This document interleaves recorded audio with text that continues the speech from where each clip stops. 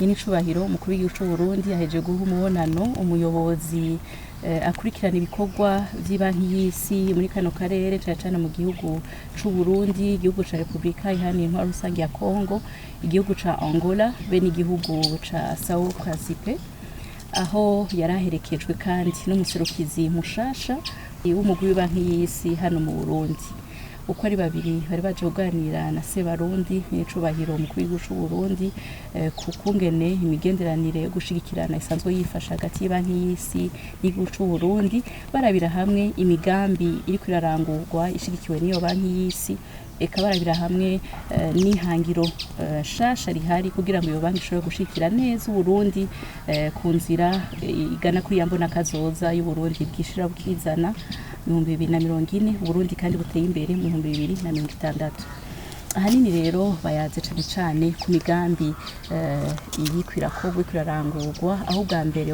umuyobozi novuga ntiyakurikirana ibikorwa shingwa bikorwa muri kano karere, yakeje umukuru w'igihugu c'u Burundi ku masezerano Uburundi wari guterako umukono muri leta zunze ubumwe za Amerika, amasezerano y'umugambi witwa Compact 300, aho uwo mugambi usanzwe ushigikiwe ku rwego rw'isi n'banki y'isi. Muri uwo mugambi rero Burundi ukaba bwiyemeje kuzoronsa abene igihugu ibice birenga 70% umuyaga nkuba. Uwo mugambi Burundi kandi bakaba ari kimwe mu bihugu bikeyi byashoboye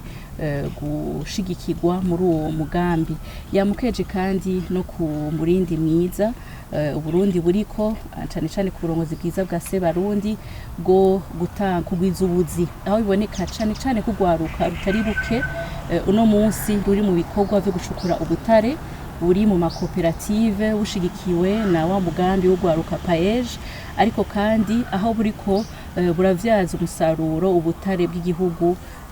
eka no Burundi nabwo nyene bukakura akunguko. Yaganiriye n'umukuru w'igihugu kandi ku mugambi wo gushigikirana plan stratégique hagati y'banki y'isi be n'igihugu c'u Burundi, leta y'u Burundi. Uwo mugambi ugiye gushigikira cane mu kuverekeye kugwiza inyubako, kugwiza umuyaga nkuba, kugwiza ubuzi, eka n'ibindi bisata bitandukanye bitanga ubuzi kandi bikagwiza umwimbu, bigateza imbere n'ubutunzi bw'igihugu. Sebarundi muri ivyo biyago yashimye uruhara rw'ibanki y'isi kuko ari mu bashigikira leta bimwe bigaragara, aho yanashimangiye cane yuko iyo banki y'isi yobandanya iherekeza igihugu c'u Burundi cane muri ico gisata c'ubutare, aho ugwaruka ruri ku kivi kandi n'umusaruro ukabuboneka, eka no muri izi mpinduka zose ziriko ziraba mu ntumbero yo kwegereza ubutegetsi abene gihugu, mu ntumbero yo gukurikirana ibikorwa by'abene gihugu hafi, kugira ngo umurundi wese nkuko uwo mwaka uvyitira umwaka w'umunyamwete, umurundi wese agira ico akoze kandi kamuzanira umusaruro kugira ngo twubake bwa Burundi buteye imbere mu myaka mike cane. Karenga akaryo rero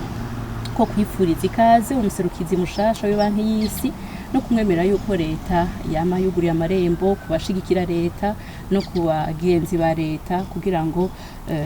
Uburundi, leta y'u Burundi iri kumwe n'abayifata mu mugongo bayishobore kuongereza umurindi kugira ngo yubake iterambere. Radio Television RTBB Nijwe Giza Burundi Giza.